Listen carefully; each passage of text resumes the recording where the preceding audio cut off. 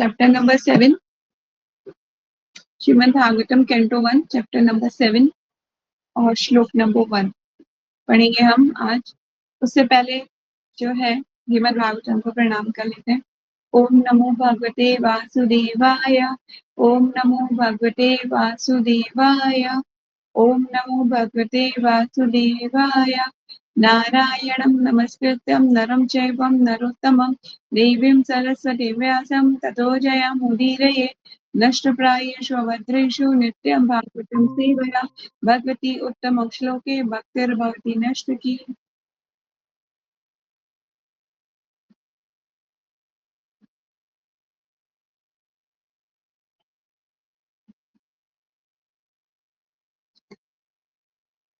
हरे कृष्णा। तो आप लोग को मैंने कल कुछ होमवर्क दिया था, क्या किस किसने किया, किस किसने नहीं किया? Can you please raise your hands और अनम्यूट योरसेल्फ। कृष्णा। हरे कृष्णा माता जी। हरे कृष्णा प्रीति जी, आपने माता किया जी, था? मैंने होमवर्क किया है। जो आपने लिंक शेयर किया था वो लेक्चर मैंने सुना था 30 से 35 मिनट्स, और उसके अंदर जो इम्पोर्टेंट नोट्स थे वो बनाए थे। बस ये वाला किया था माता जी। एक दो लाइन शेयर कर सकते हो? यस माता जी। उसके अंदर सबसे पहले स्टार्टिंग में ये बताया गया है कि मेरी नोट्स वाली कॉपी तो ऊपर है, बट मुझे जितना याद है मैं उतना बता देती हूँ कि क्या कहते हैं, स्टार्टिंग में ये बताया गया है कि जो श्रीमद् भागवतम है वो सबसे लास्ट में व्यास देव ने लिखा है। मतलब बहुत सारे पुराण है, बस जो श्रीमद् भागवतम है वो सबसे लास्ट में व्यास देव जी ने लिखा है। जब उनको संतुष्टि नहीं मिली थी तो उन्होंने इसको लिखा था श्रीमद् भागवतम को, और उसको बहुत अच्छी तरह से एक्सप्लेन किया हुआ है। जो इसके अंदर संस्कृत उन्होंने यूज करी है वो मतलब थोड़ी सी डिफरेंट है।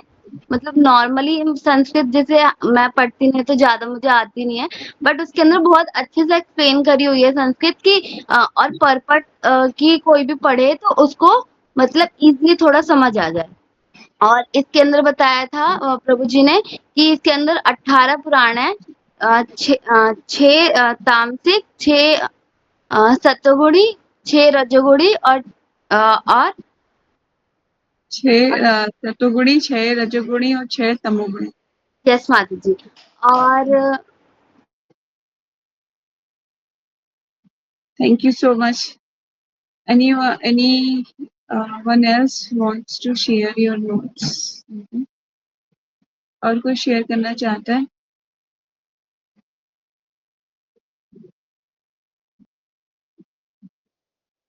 आपको टाइम नहीं मिल पाया ईशा?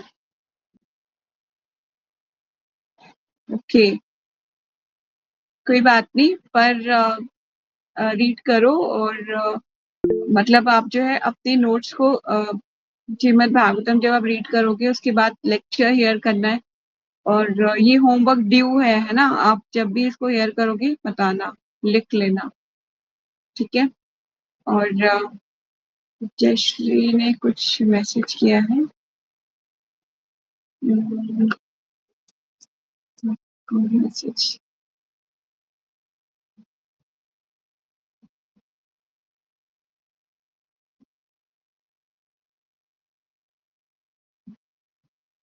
ओके, ठीक है।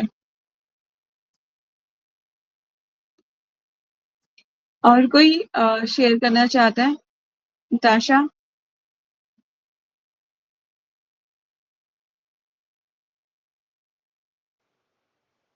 मैंने तैयारी नहीं करी आज, कल सुना दूंगी। ओके, ठीक है, तो आगे चलते हैं। आज पर देखिए, जो चीज दी जाती है उसको सीरियसली करना चाहिए।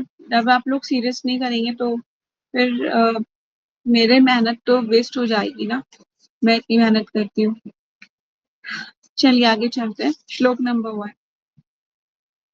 शैनक उवाच निर्गते नारदे सूत भगवान् भद्रायण श्रुतवान् तत् अभिभेदम् ततः किम अक्रोता विभु।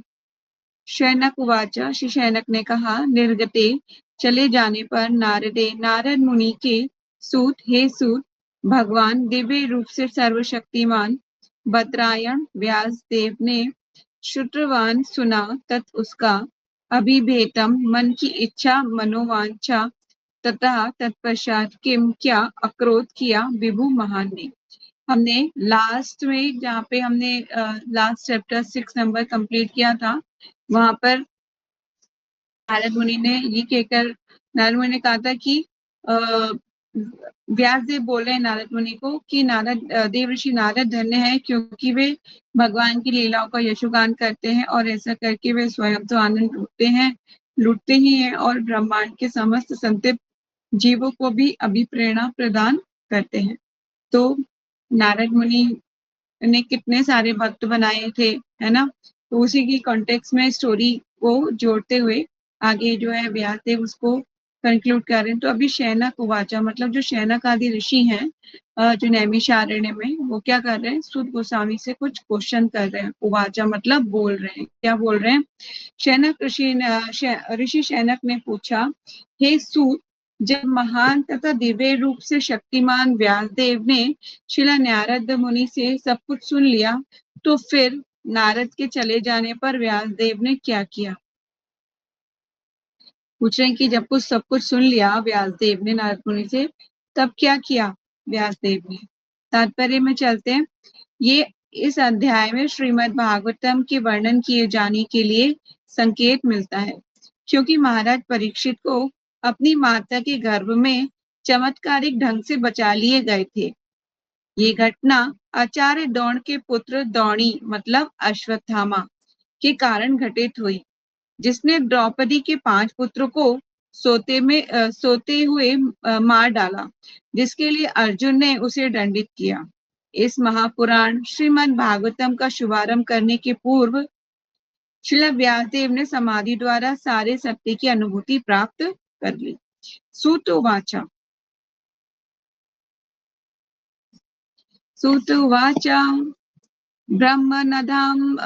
ब्रह्मनदां सरस्वत्वाम् आश्रम पश्चिमे तटे शम्य प्रयासम् इति प्रोक्ता ऋषीणां सत्रवर्धनम्। सूतवाचा, सूत ने कहा, ब्रह्मनदां वेदों ब्राह्मणों संतों तथा भगवान से घनिष्ठ रूप से संबंधित नदी के तट पर सरस्वत्ताम सरस्वती के आश्रम ध्यान के लिए कुटी पश्चिमी तट पर शम्य प्रयास नामक स्थान इति इस प्रकार प्रयोक्ता कहलाने वाला ऋषिणाम ऋषियों का सत्र वर्धन कार्यों को प्रोत्साहित करने वाला। सूत ने कहा, वेदों से घनिष्ठ रूप से संबंध सरस्वती नदी के पश्चिमी तट पर शम्य प्रयास नामक स्थान पर एक आश्रम है, जो ऋषियों की दिव्य कार्यकलापों को संबंधित करने वाला है। ज्ञान के आध्यात्मिक विकास के लिए उपयुक्त स्थान तथा वातावरण की नितांत आवश्यकता होती है।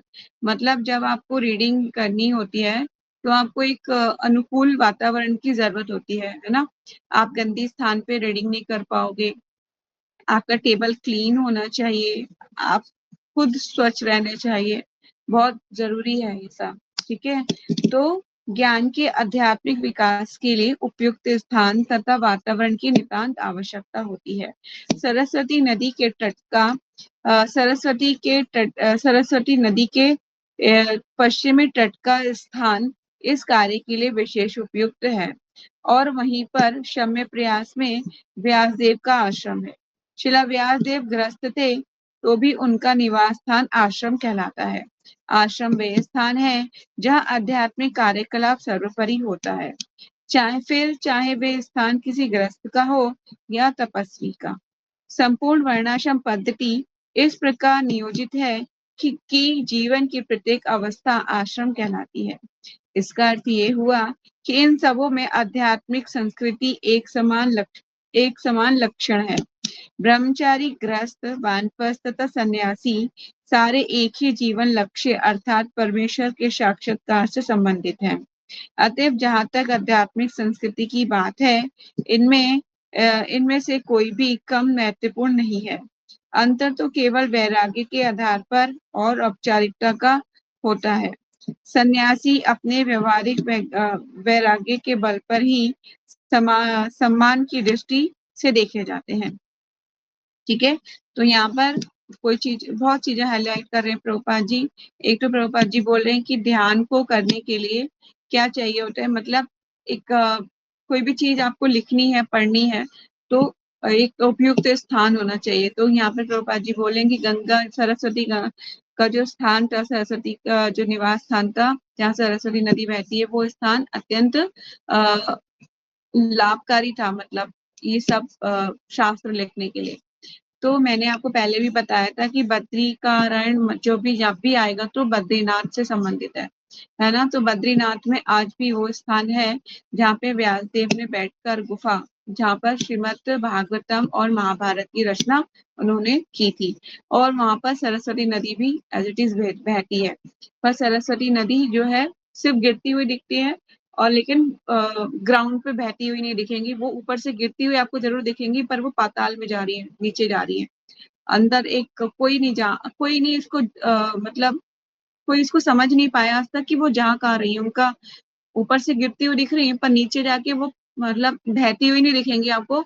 ऊपर से नीचे गिर रही है अंदर, और अंदर एक किसी होल के अंदर जा रही है वो, और उस होल के अंदर गिर रहा है पानी, लेकिन वो आगे ग्राउंड पे बहती हुई नहीं दिखती। तो सरस्वती नदी का किनारा है, और ये सारी गुफा आज भी वो गुफाएं आप चाहे यूट्यूब पे भी चेक कर सकते हो कि आज भी वो जगह है एज इट इज। और बद्रीनाथ धाम में आते हैं ये।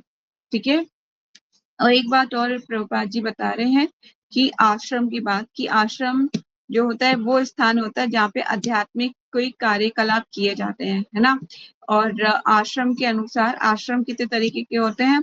ब्रह्मचारी आश्रम, गृहस्थ आश्रम, वानप्रस्थ तथा सन्यासी, ये आश्रम होते हैं। आप लिख सकते हो, मैंने पहले भी इसके नोट्स बनवाने के लिए बोला था कि नोट्स बनाने हैं। तो ये 4 आश्रम होते हैं। ब्रह्मचारी आश्रम शुरू के 25 साल, है ना, 25 साल की जो 25 साल तक की जो उम्र होती है ब्रह्मचारी होती है। उसके बाद 25 से 50 साल गृहस्थ आश्रम, और उसके बाद वानप्रस्थ, और फिर उसके बाद संन्यास। तो इस तरह से ये एक स्टेप बाय स्टेप आश्रम चलाए जाते हैं। ठीक है, तो आगे चलते हैं नेक्स्ट श्लोकास में। तस्मिन् स्व आश्रमे व्यासा बद्री षण्ड मंडिले आसीन अपा उपशयम् प्राणिध्यो मनः स्वयं। तस्मीन उस स्वे अपनी आश्रम में कुटिया में व्यासदेव बद्री बरबेर षट वृक्ष मंडिले से घिरा आसीन बैठे हुए उपशय जल का स्पर्श करके प्राणी देव एकाग्र किया मन को स्वयं अपने आप में। उस स्थान पर बेरी के वृक्षों से घिरे हुए अपने आश्रम में शिला व्यासदेव शुद्धि के लिए जल का स्पर्श करने के बाद ध्यान लगाने के लिए बैठ गए। कहाँ बैठ गए? उस गुफा में जहाँ पे उन्हें तपस्या मतलब जहाँ पे उन्हें वो शास्त्रों का लिखना था, शास्त्रों को। अपने गुरु शिला नारद मुनि के आदेश अनुसार व्यासदेव ने ध्यान के उस दिव्य स्थान में अपने मन को एकाग्र किया। ठीक है, तो हिमालय का वो स्थान जिसे बद्री का अरण्य भी कहते हैं, बद्रीनाथ कहते हैं जिसको, है ना, तो वो आज भी एग्जिस्ट करता है। ठीक है, तो इट्स वेरी इंपॉर्टेंट। आगे चलते हैं श्लोक नंबर 4। भक्ति योगेन मानसी सम्यस प्राणिहिते अमले उपशयत पुरुषं पूर्णं मायया च तत उपाशयम्। भक्ति में सेवा योगेन युक्त होने की विधि द्वारा मनासी मन में सम्यक पूर्ण रूप से प्राणिहिते संकलन तथा स्थिर अमले निर्मल उपशयत देखा पुरुषम भगवान को पूर्णम परम मायायाम शक्ति को चाबी तत् उसके उपाशयम पूर्ण वश में। इस प्रकार उन्होंने भौतिकता में किसी लिप्तता के बिना भक्ति में सेवा भक्ति योग से बैठकर अपने मन को पूरी तरह एकाग्र किया। इस तरह उन्होंने परमेश्वर की पूर्णता अधीन उनकी बहिरंगा शक्ति समेत उनका दर्शन किया। ठीक है, तो अब जो है वो ध्यान लगा के, क्योंकि शास्त्रों को लिखने के लिए भी ना बहुत प्रेयर, बहुत ही जो भगवान से कृपा की याचना करनी पड़ती है। ऐसा नहीं है कि कोई भी एकदम लिख लेगा। तो भगवान को जो उन्होंने भगवान पर एकाग्र किया, और क्योंकि इसमें लिखा हुआ है कि इस तरह उन्होंने परमेश्वर की पूर्णता अधीन उनकी बहिरंगा शक्ति के समेत उनका दर्शन किया। बहिरंगा शक्ति के साथ उन्होंने उनका दर्शन किया। ठीक है, आगे तात्पर्य में चलते हैं, फिर से कंक्लूड करेंगे। परम सत्य का सम्यक दर्शन केवल भक्ति योग द्वारा ही किया जा सकता है। इसकी पुष्टि भगवत गीता में भी हुई है। मनुष्य केवल भक्ति में सेवा द्वारा ही पूर्ण पुरुषोत्तम भगवान को सही सही अनुभूति प्राप्त कर सकता है, और ऐसे पूर्ण ज्ञान के बल पर ही भगवत धाम में प्रवेश कर सकता है। निराकार ब्रह्म या अंतर्यामी परमात्मा के पूर्ण ज्ञान से पूर्ण ब्रह्म की अधूरी प्रीति करके कोई भगवत धाम में प्रवेश नहीं हो पा सकता। श्रीला नारद देव, एक सेकेंड, श्री नारद ने श्रीला व्यासदेव को उपदेश दिया कि वे भगवान तथा उनकी दिव्य लीलाओं के ध्यान में निमग्न हो जाए। श्रीला व्यासदेव को ब्रह्म तेज नहीं दिखाई पड़ा, क्योंकि ये पूर्ण दृष्टि नहीं है। पूर्ण दृष्टि तो भगवान का व्यक्तित्व है, जिसकी पुष्टि भगवत गीता में हुई है। वासुदेव सर्वमिति, मतलब उपनिषदों में भी इस बात की पुष्टि की गई है कि भगवान वासुदेव निर्विशेष ब्रह्म के हिरण्यमयेन पात्रेण द्वारा आच्छादित है, और जब भगवत कृपा से ये आवरण हटता है तभी भगवान का वास्तविक मुख का दर्शन होता है। ब्रह्म को यहाँ पर पुरुष या व्यक्तित्व कहा गया है। परम भगवान का उल्लेख अनेक वैदिक ग्रंथों में हुआ है, और भगवत गीता में तो पुरुष की पुष्टि सनातन तथा आदि पुरुष के रूप में हुई है। किसकी पुरुष की बात कर रहे हैं? भगवान की बात कर रहे हैं। भगवान पूर्ण पुरुष हैं। परम पुरुष के अनेक शक्तियां होती हैं, जिनमें से अंतरंगा, बहिरंगा तथा तटस्थ शक्तियां विशेष रूप से महत्वपूर्ण हैं। मैंने आपको इन 3 शक्तियों के बारे में डिटेल में पहले भी समझाया है। आई थिंक सबको याद होगा। ठीक है, तो ये बहुत इंपॉर्टेंट है कि आप अपने दिमाग में आपके स्टोर करना चाहिए ना। एक नोट्स, मैंने पहले ही बोला है कि नोट्स बनाइए, नोट्स बनाइए। किसी दिन चेक कर लिए ना नोट्स आप लोगों के, तो फिर सारा देखिए, मैं जो मेहनत कर रही हूँ वो तो अलग ही चीज है, पर लेकिन आपका टाइम वेस्ट हो जाएगा सारा, है ना। शास्त्र पढ़ने का कोई फायदा नहीं जब तक आप उसके नोट्स ना बना सके। ठीक है, यहाँ पर बहिरंगा शक्ति का वर्णन हुआ है, जैसा कि कार्यकलापों के वर्णन से स्पष्ट हो जाएगा। अंतरंगा शक्ति परम पुरुष के साथ उसी प्रकार बनी रहती है जिस प्रकार चांद के साथ चांदनी रहती है। कैसे रहती है? मतलब अंतरंगा शक्ति भगवान के साथ जैसे चांद के साथ चांदनी का प्रभुपाद जी एनालॉजीज देख के बता रहे हैं। जैसे शक्ति के साथ शक्ति जहाँ पे होगी वहां पे शक्तिमान के साथ शक्ति रहती है, उसी तरह से। और एक दूसरी एनालॉजी है कि चांद के साथ चांदनी रहती है, भगवान की अंतरंगा शक्ति इस प्रकार भगवान के साथ रहती है। अंतरंगा शक्ति परम पुरुष के साथ उसी प्रकार बनी रहती है जिस प्रकार चांद के साथ चांदनी रहती है। बहिरंगा शक्ति की तुलना अंधकार से की गई है। यहाँ पे जो पहले अंतरंगा शक्ति की बात की गई, अब आ जाइए बहिरंगा शक्ति, मतलब वो शक्ति जो भगवान की जो है एक्सटर्नल पावर है ना। आगे, बहिरंगा शक्ति की तुलना अंधकार से की गई है क्योंकि ये जीवों को अंधकार अज्ञान के अंधकार में रखती है। अपशयम शब्द इस बात का सूचक है कि ये शक्ति पूर्ण रूप से भगवान के वश में होती है। ठीक है, क्योंकि भगवान की शक्ति तो उनके वश में तो होगी। अंतरंगा शक्ति या पराशक्ति माया भी कहलाती है, किंतु ये आध्यात्मिक माया होती है। अर्थात परम जगत में ही ये प्रकट होती है। जब कोई इस अंतरंगा शक्ति के आश्रय में आता है तो भौतिक अज्ञान का अंधकार तुरंत दूर हो जाता है। यहाँ तक कि जो आत्माराम है अर्थात जो समाधिस्थ रहते हैं वे भी इस माया या अंतरंगा शक्ति का आश्रय ग्रहण करते हैं। भक्ति में सेवा या भक्ति योग इसी अंतरंगा शक्ति का कार्य है। इसी प्रकार अपरा शक्ति मतलब बहिरंगा शक्ति या भौतिक शक्ति के लिए कोई स्थान नहीं रह जाता। जिस प्रकार आध्यात्मिक प्रकाश के तेज के समक्ष अंधकार को कोई स्थान नहीं मिल पाता, उसी ऐसी अंतरंगा शक्ति निराकार ब्रह्म बोध से मिलने वाले आध्यात्मिक आनंद से भी बढ़कर है। भगवद गीता में कहा गया है कि निराकार ब्रह्म तेज भी भगवान श्री कृष्ण के परम व्यक्तित्व से उद्भूत है। साक्षात श्री कृष्ण के अतिरिक्त अन्य कोई परम पुरुष नहीं हो सकता, जैसा कि आगे के श्लोकों में बताया जाएगा। तो स्पष्ट रूप से बता रहे हैं भगवान की शक्तियों के बारे में कि भगवान की कौन कौन सी 3 शक्तियों के बारे में और वो कैसे कार्य करती हैं। और यहाँ तक कि प्रभुपाद जी एक लाइन और ऐड कर रहे हैं कि अंतरंगा शक्ति को भी आध्यात्मिक माया शक्ति कहा जाता है। ठीक है, तो ये लाइन प्रभुपाद जी ने एक्स्ट्रा इसमें ऐड करी हुई है।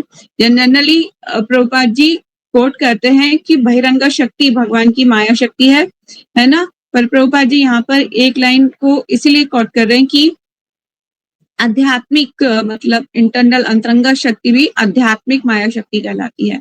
ठीक है, पर वो अच्छी होती है, मतलब वो हमें भक्ति में लगाने का कार्य करती है। ठीक है, तो नेक्स्ट श्लोकास कोई रीड करना चाहता है? Anyone wants to read? Raise your hands. कोई पढ़ना चाहता है? हाँ पढ़ो, अगर पढ़ सकते हो तो पढ़ो।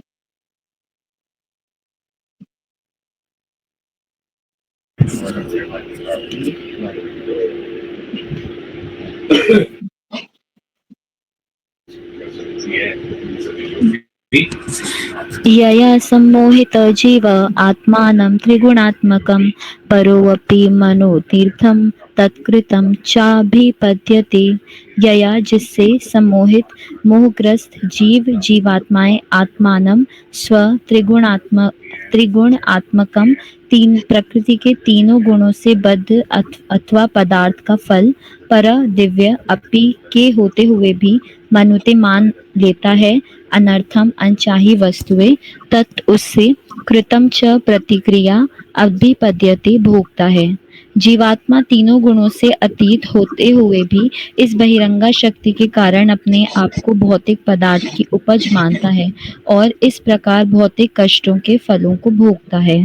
तात्पर्य, यहाँ पर भौतिकतावादी जीवों के कष्ट का मूल कारण तथा उसके उपाय के रूप में जो कार्य प्राप्त करनी चाहिए उसके बारे में बतलाया गया है। इन सब का उल्लेख इस श्लोक में हुआ है। जीवात्मा स्वाभाविक रूप से भौतिक पाश से परे है, किंतु अभी वह बहिरंगा शक्ति के द्वारा बंदी बना लिया गया है, अतः वह अपने आप को भौतिक पदार्थ की उपजों में से एक मानता है। अतः वह सपवित्र संपर्क से विश्वत आध्यात्मिक जीव भौतिक प्रकृति के गुणों के अधीन कष्ट सहता है। जीवात्मा भ्रमवश अपने को भौतिक पदार्थ मान बैठता है।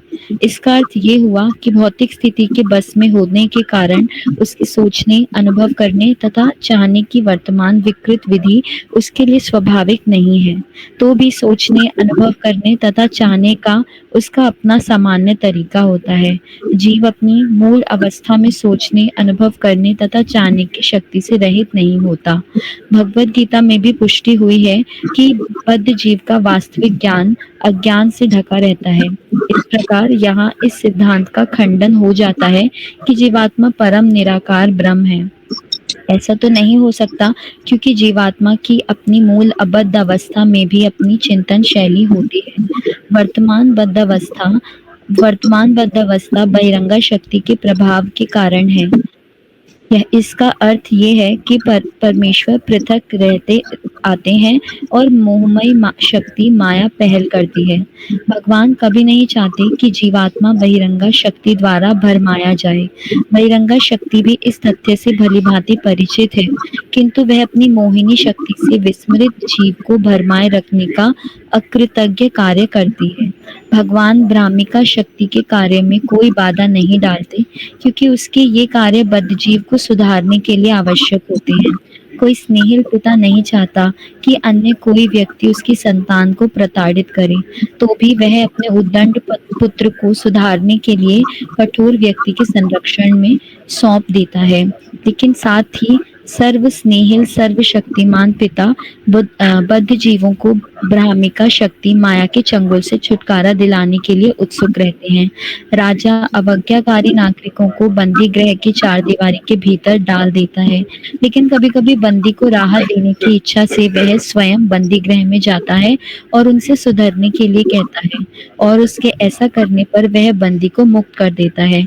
इसी प्रकार परमेश्वर अपने राज्य से भ्रामिका शक्ति के राज्य में अवतरित होकर भगवद गीता के रूप में राह देते हैं, जहाँ पर वे व्यक्तिगत रूप से सुझाव देते हैं कि यद्यपि भ्रामिका शक्ति पर विजय पाना दुष्कर है, तो भी यदि कोई भगवान के चरण कमलों की शरण में आता है तो भगवान के आदेश से वह मुक्त हो जाता है। शरणागति की यह विधि माया के भ्रामक प्रभाव से छुटकारा पाने का उपाय है। अतः भगवान का सुझाव है कि संत पुरुषों की वाणी के प्रभाव से जिन्होंने वास्तव में परम की अनुभूति कर ली है, वे लोग भगवान की दिव्य प्रेमा भक्ति में संलग्न हों। बद्ध जीव को भगवान के विषय में सुनने के आस्वाद मिलने लगता है, और इस प्रकार श्रवण करने से ही वह भगवान के प्रति आदर, भक्ति तथा आसक्ति के पद तक ऊपर उठ जाता है। शरणागति विधि से सभी कुछ पूरा हो जाता है। यहाँ पर व्यासदेव के अवतार रूप में भगवान ने यही सुझाव रखा है। इसका अर्थ ये हुआ कि भगवान द्वारा बद्ध जीवों का दोनों प्रकार से उद्धार किया जाता है, एक तो भगवान की बहिरंगा शक्ति के द्वारा दंडित होकर, तथा दूसरी ओर भगवान द्वारा अंतस्थ और बाह्य गुरु बनकर। भगवान प्रत्येक जीव के अंतःकरण में परमात्मा रूप में गुरु बनते हैं और बाहर से वे शास्त्रों, संतों तथा दीक्षा गुरु के रूप में गुरु बनते हैं। अगले श्लोक में इसकी अधिक स्पष्ट व्याख्या दी गई है। वेदों में कठोपनिषद में देवताओं के नियंत्रक शक्ति के संबंध में भ्रामिका शक्ति के व्यक्तिगत अधिक्षण की पुष्टि की गई है। यहाँ पर भी ये स्पष्ट कहा गया है कि जीवात्मा बहिरंगा शक्ति द्वारा व्यक्तिगत सामर्थ्य में नियंत्रित होता है। वह इस प्रकार जो जीव बहिरंगा शक्ति के नियंत्रण में आ जाता है, वह भिन्न रूप से अवस्थित होता है। फिर भी भागवत के इस कथन में ये स्पष्ट है कि वही बहिरंगा शक्ति पूर्ण पुरुष भगवान के समक्ष निकृष्ट स्थिति पर रहती है। पूर्ण व्यक्ति या भगवान तक भ्रामिका शक्ति पहुंच भी नहीं पाती, क्योंकि वह केवल जीवों पर ही अपना कार्य कर पाती है। अतएव यह तो मात्र कल्पना है कि भगवान भ्रामिका शक्ति द्वारा भ्रमित होते हैं और बाद में जीव बन जाते हैं। यदि भगवान तथा जीव एक ही श्रेणी में होते तो व्यासदेव के लिए इसे देख पाना संभव होता और भ्रमित जीवों के भौतिक दुख का प्रश्न ही नहीं उठता। लेकिन परमेश्वर सबको जानते हैं। अतएव अनेक अद्वैतवादियों द्वारा भगवान तथा जीव को एक ही श्रेणी में रखने का प्रयास छिछोरी कल्पनाएं मात्र हैं। यदि भगवान तथा जीव एक ही होते तो श्रील सुखदेव गोस्वामी भगवान की दिव्य लीलाओं का वर्णन करने का कष्ट न उठाते, क्योंकि ये सब भ्रामिक का शक्ति की अभिव्यक्तियां होती हैं। श्रीमद् भागवत माया के चंगुल से कष्ट पाने वाले मानवता के लिए रामबाण उपचार है। अतएव श्रील व्यासदेव ने सर्वप्रथम बद्ध जीवों के वास्तविक रोग का निदान किया, जो है बहिरंगा शक्ति द्वारा भ्रमित होना। उन्होंने उन पूर्ण परम पुरुष के भी दर्शन किए जिनके भ्रामिका शक्ति बहुत दूर रहती है। यद्यपि उन्होंने रुग्ण बद्ध जीवों तथा रोग के कारण दोनों को देखा। रोग के उपचार की विधियां अगले श्लोक में सुझाई गई हैं। निस्संदेह भगवान तथा जीव दोनों ही गुणवत्ता की दृष्टि से समान हैं, लेकिन भगवान भ्रामिका शक्ति के नियंता हैं, जबकि जीव इसी भ्रामिका शक्ति द्वारा नियंत्रित होते हैं। इस प्रकार भगवान तथा जीव एक साथ अभिन्न तथा भिन्न हैं। दूसरा अंतर इस प्रकार है, भगवान तथा जीव के बीच एक सनातन संबंध दिव्य है, अन्यथा वे माया के चंगुल से बद्ध जीवों का उद्धार करने का कष्ट ना लेते। इसी प्रकार से जीव को भी भगवान के प्रति अपने प्राथमिक स्नेह और प्रेम को जगाने की आवश्यकता रखनी चाहिए, और जीव को यही सर्वोच्च पूर्णता है।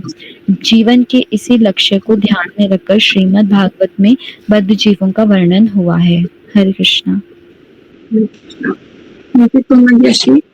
बहुत सुंदर रिपोर्ट है प्रभुपाद जी का, और स्पष्ट रूप से समझ में आ गया होगा आप लोगों को कि क्या हो रहा है, कैसे कार्य कर रही है भगवान की अंतरंगा शक्ति, बहिरंगा शक्ति। ठीक है, तो एक बार मैं बस इसको कंक्लूड कर दूंगी, इसको किस तरह से यहाँ पे बताया गया है। प्रभुपाद जी बता रहे हैं तात्पर्य में कि भगवान की दो शक्तियों के बारे में खास तौर से इंडिकेट कर रहे हैं प्रभुपाद जी, अंतरंगा शक्ति और बहिरंगा शक्ति। भगवान अपनी अंतरंगा शक्ति में कार्य करते हैं जीवों को मतलब इस बहिरंगा शक्ति से छुड़ाने के लिए। तो यहाँ पर बहुत सुंदर एनालॉजी प्रभुपाद जी ने दी है कि कोई राजा होता है तो वो नागरिक जो होते हैं उनके बंदी गृह की चार दीवारों के भीतर, जैसे कि राजा अवज्ञाकारी नागरिकों को जो उनका कहना नहीं मानता कहाँ डाल देता है, बंदी गृह की चार दीवारियों के बीच में डाल देता है। लेकिन कभी कभी बंदी को राहत देने की इच्छा से वे स्वयं बंदी गृह में जाता है और उसे सुधारने के लिए कहता है, और उसके ऐसा करने पर वे बंदी को मुक्त करा देते हैं, है ना। तो इसी तरह से भगवान भी कभी कभी बहुत सी बार ऐसा क्वेश्चन लोग करते भी हैं कि ये भगवान की बहिरंगा शक्ति जो है भगवान की शक्ति है, फिर हम तो भगवान की पूजा करना चाह रहे हैं ना, तो उनकी शक्ति हमें उन्हीं की पूजा करने से क्यों रोक रही है ना। है वो भगवान की शक्ति, पर हम तो भगवान की पूजा करना चाहते हैं ना, तो वो हमें को क्यों मिसगाइड करती है, क्यों रोकती है, क्यों हमें परेशानी देती है। तो यहाँ पर बहुत अच्छा प्रभुपाद जी तात्पर्य में बता रहे हैं इस एनालॉजी के द्वारा, और एक ऊपर एक पैराग्राफ में भी बता रहे हैं कि बहिरंगा, मैं पढ़ देती हूँ लाइन को।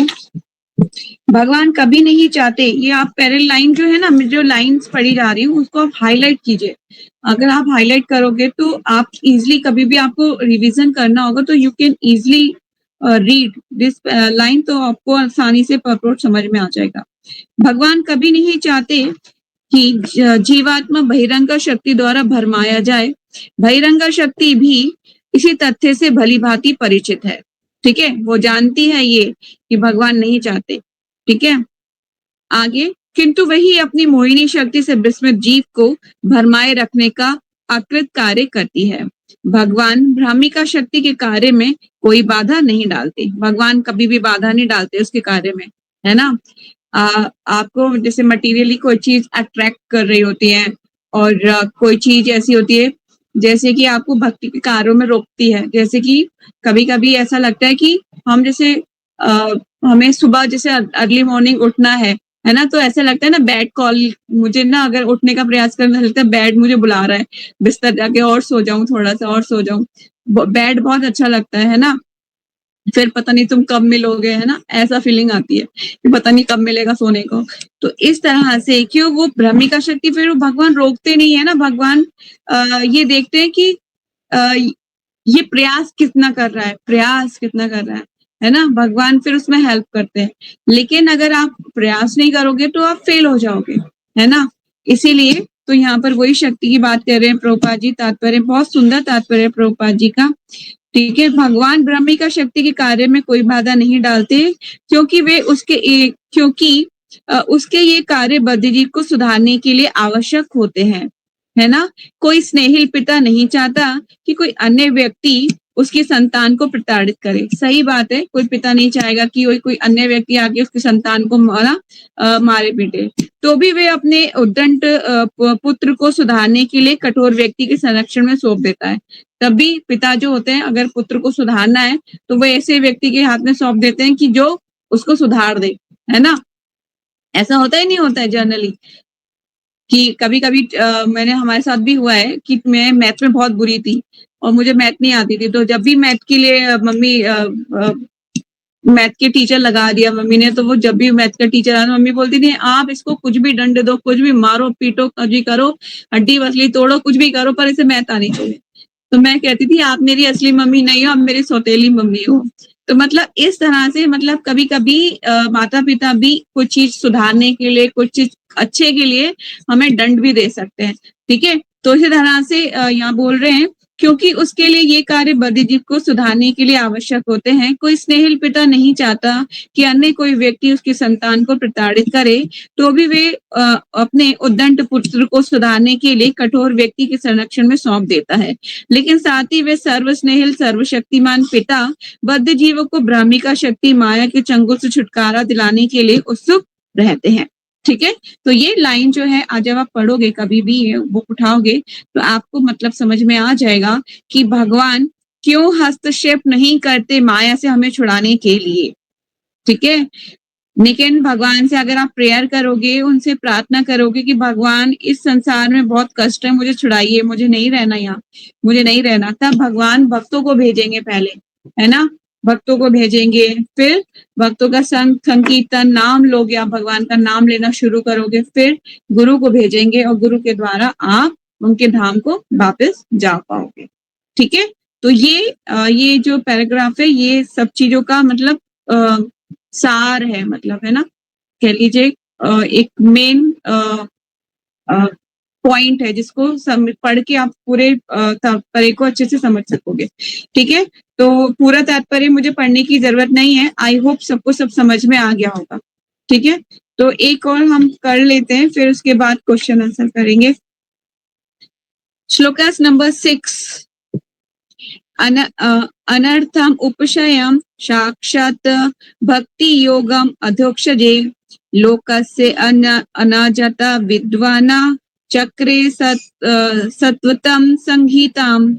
अनर्थम फालतू चीजें, उपशयम बहिष्कार, निवारण, साक्षात प्रत्यक्ष भक्ति योग, भक्ति को जोड़ने की विधि, अधोक्षजे दिव्य को, लोकस्य सामान्य लोगों का, अजानतः न जानने वाले, विद्वान प्रकांड पंडित, चक्रे संकलन किया, सत्वतम परम सत्य के प्रसंग में, संगीताम वैदिक साहित्य। जीवों के भौतिक कष्ट जिन्हें वे अनर्थ समझता है, ठीक है, ध्यान से सुनिएगा, जीव के भौतिक कष्ट जिन्हें वे अनर्थ समझता है, भक्ति योग द्वारा प्रत्यक्ष रूप से कम किए जा सकते हैं। भक्ति योग के द्वारा क्या हो सकता है, ये कम हो सकते हैं आपके अनर्थास, है ना, दुख, किंतु अधिकांश जन इसे नहीं जानते। इसीलिए विद्वान व्यासदेव ने इस वैदिक साहित्य का संकलन किया जिसका संबंध परम सत्य से है। ठीक है, तो हमारे जो अनर्थास हैं वो किस तरह से कम हो सकते हैं, जब हम भगवान के शरण में जाएंगे तभी कम हो सकते हैं। ठीक है, तब हमें ये समझ में आने लगेगा कि मुझे जो कष्ट और दुख तकलीफें मिल रही हैं, कोई और उसका कारण नहीं है, मैं स्वयं उसका कारण हूँ। ठीक है, जब ये समझ में आने लगेगा तो दुख बहुत हद तक कम हो जाएगा, बहुत हद तक। फिर आपको लगेगा कि मेरे ही कर्मों का फल है ये, तो मुझे इसको जो है खुद ही इसको एक्सेप्ट करके खुद ही इसको भुगतना है, और बस मुझे क्या करना है, भगवान का नाम लेना है और उनकी कृपा की याचना करनी है। तो आप कभी जिंदगी में कभी किसी को ब्लेम नहीं करोगे, हाँ, this person is responsible of my problem, है ना, आप कभी किसी को ब्लेम नहीं करोगे। और ऐसा है ही, हमारे शास्त्र बताते हैं कि हमारी दुख हमारे ही कर्मों की उपज है, हमने ही वो बीज बोया है जिसके कारण फल निकल रहा है, चाहे वो अच्छा हो, खट्टा हो, मीठा हो, वो आपके कर्मों के ऊपर डिपेंड कर रहा है। ठीक है, तो कर्मों की गुत्थी बहुत सटीक है।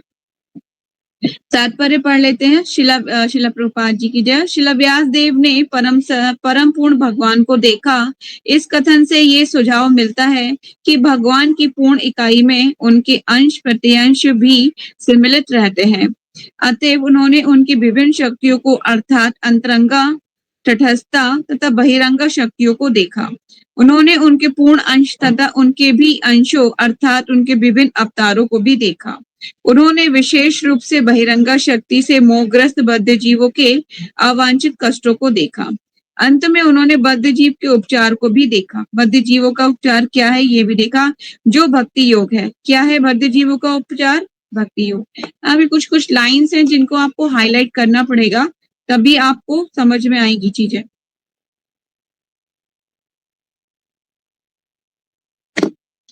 चलिए, ये एक महान दिव्य विज्ञान है। कौन सा विज्ञान है? श्रीमद् भागवतम की बात हो रही है।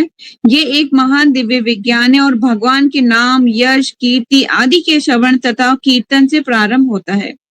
शुद्ध ईश्वर प्रेम की पुनः जागृति केवल श्रवण तथा कीर्तन की यांत्रिक पद्धति पर अवलंबित नहीं होती, अपितु पूर्ण रूप से केवल भगवान की अहेतु की कृपा पर निर्भर करती है।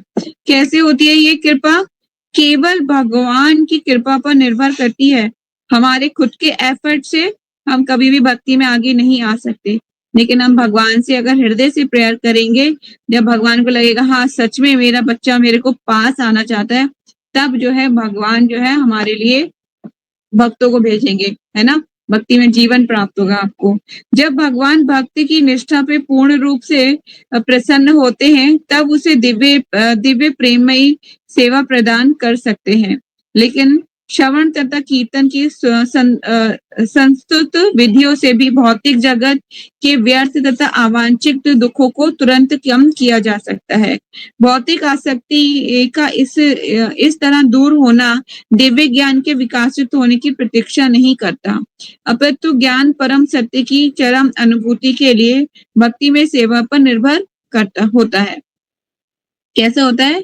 जो ज्ञान जो होता है सत्य की चरम अनुभूति है और के लिए किस पर निर्भर है? भक्ति में सेवा पर।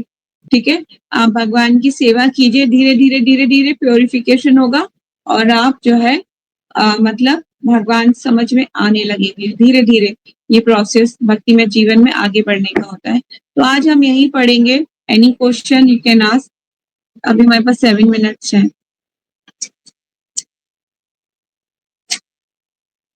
यस, हरे कृष्ण माता जी। माता जी मुझे पूछना है कि जैसे बहुत से लोग क्या